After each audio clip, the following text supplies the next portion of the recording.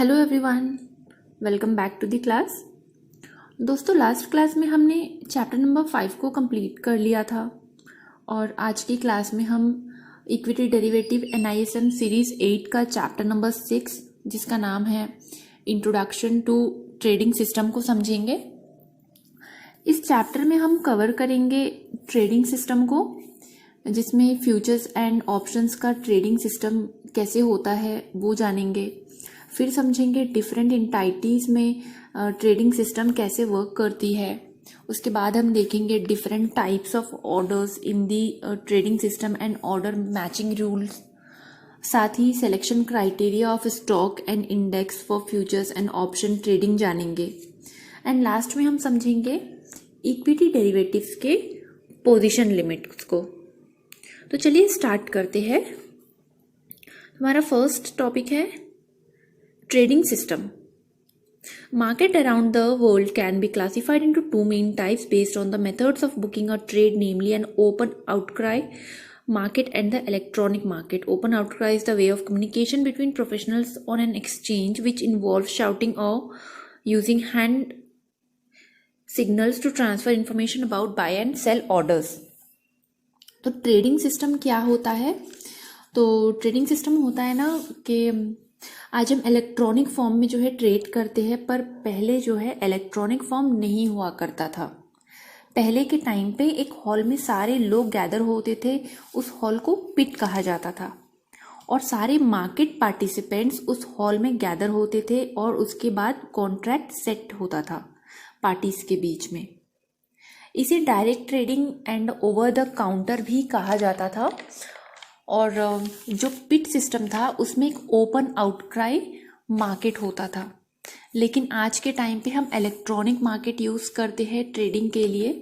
साथ ही आज के टाइम पे सब ऑनलाइन अवेलेबल होता है। ऑनलाइन मार्केट में सारे ऑर्डर्स पंच होते हैं। इंडिया में सारे डेरिवेटिव्स एक्सचेंजेस जो है fully automated screen based trading platform जो है प्रोवाइड करती है for index futures, index options, stock futures and stock options में। ये ट्रेडिंग अब आउटक्राई मार्केट में नहीं होती है, इसलिए जो है अब ट्रेडिंग सिस्टम में कंप्लीट ट्रांसपेरेंसी होती है। ट्रांसपेरेंसी होने के कारण जो है कुछ भी जो है फ्रॉड नहीं होता है। तो ये था हमारा इंडिया का जो है ट्रेडिंग सिस्टम। इसके बाद हम देखेंगे कि different entities in the trading system. Okay, तो अब ट्रेडिंग सिस्टम में जो डिफरेंट एंटाइटीज है वो कौन कौन से है। देखिए, ब्रॉडली यहाँ पर जो है 5 एंटाइटीज है in the trading system. Okay, तो फर्स्ट है यहाँ पे ट्रेडिंग मेंबर, ट्रेडिंग कम क्लियरिंग मेंबर। इसके बाद है प्रोफेशनल क्लियरिंग मेंबर, फिर आता है self clearing member and last में है पार्टिसिपेंट्स। तो हम इन जो डिफरेंट हमारे 5 एंटाइटीज है इनको हम 1 बाय 1 जो है देखेंगे कि क्या है। तो फर्स्ट है ट्रेडिंग मेंबर। तो ट्रेडिंग मेंबर कौन होता है? They are member of stock exchanges. They can trade either on behalf of their clients on their own account. The exchange assign a trading member ID to each of its trading member. ये stock exchange के members होते हैं और ये trading members जो है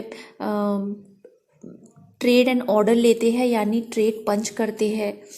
अब ये ऑर्डर या तो ट्रेड खुद के लिए लेता है या फिर अपने क्लाइंट के लिए लेता है। ट्रेडिंग मेंबर ट्रेड करते हैं on behalf of their clients. Trading member को एक unique trading member ID assign किया जाता है और ये आईडी मेंबर को जो है स्टॉक एक्सचेंज द्वारा प्रोवाइड की जाती है।